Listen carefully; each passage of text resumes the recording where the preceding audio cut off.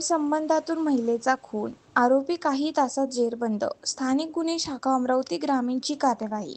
10 जुलै रोजी Shirasgaon Kasba police station हद्दीतील ब्राह्मणवाडा ते शिरसगाव रोडवरील बगाडीच्या नाल्यात एका अज्ञात महिलेचे कुजलेले प्रेत दिसून आल्याची माहिती पोलीस स्टेशन शिरसगाव कसबा येथे मिळताच पंकज कुमार कुमावत, अपर पोलीस अधीक्षक अमरावती ग्रामीण शुभम कुमार, सह पोलीस अधीक्षक अमरावती ग्रामीण स्थानिक गुन्हे शाखेच्या पथकासह पोलीस निरीक्षक किरण वानखडे, स्थानिक गुन्हे शाखा अमरावती ग्रामीण सह पोलीस निरीक्षक महेंद्र गवई, ठाणेदार शिरसगाव कसबा पोलीस स्टेशन यांनी घटनास्थळी भेट देऊन पाहणी केली असता ब्राह्मणवाडा ते शिरसगाव रोडवरील नाल्यात एका 25 ते 30 वयोगटातील महिलेचे अर्धवट कुजलेले प्रेत, तिच्या हातावर दुर्गा व अनिल असे नाव गोंदलेले तसेच प्रेताचे हातपाय बांधून ब्लँकेटमध्ये गुंडाळून असल्याचे दिसून आल्याने सदर महिलेचा कोणीतरी अज्ञात व्यक्तीने खून केला असल्याचे प्रथमदर्शनी स्पष्ट झाले.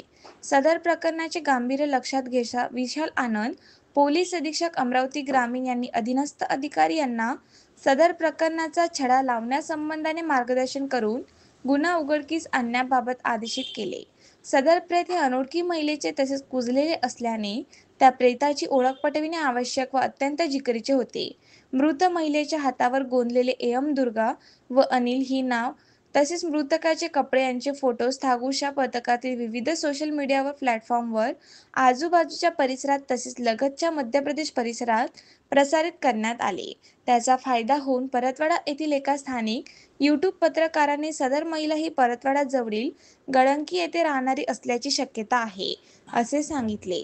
अशी माहिती मिळाल्यावरून त्याबाबत थागुशा पथकाने खात्री केली असता मृत महिलेच्या भावाने सदर प्रेताचे फोटोग्राफ पाहून सदर महिला ही त्याची बहीण दुर्गा विशाल श्रोती वय 27 वर्ष ही असल्याचे सांगून ती मागील 7 ते 8 दिवसापासून घरी आली नसल्याचे सांगितले. त्यानंतर परिसरात अधिक विचारपूस केली असता दुर्गा हिचे गावातीलच अनिल जांभेकर नावाच्या व्यक्तीसोबत प्रेमसंबंध असल्याचे समजले.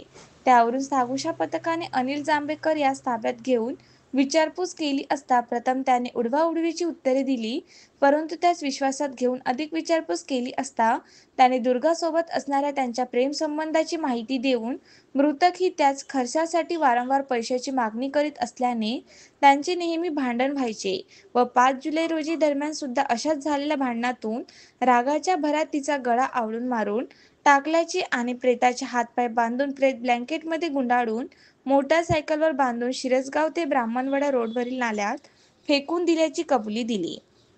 आरोपीने दिलेल्या कबुलीवरून थागुशा पथकाने त्यास ताब्यात घेऊन पुढील तपासकामी पोलीस स्टेशन शिरसगाव कसबा यांच्या ताब्यात दिले.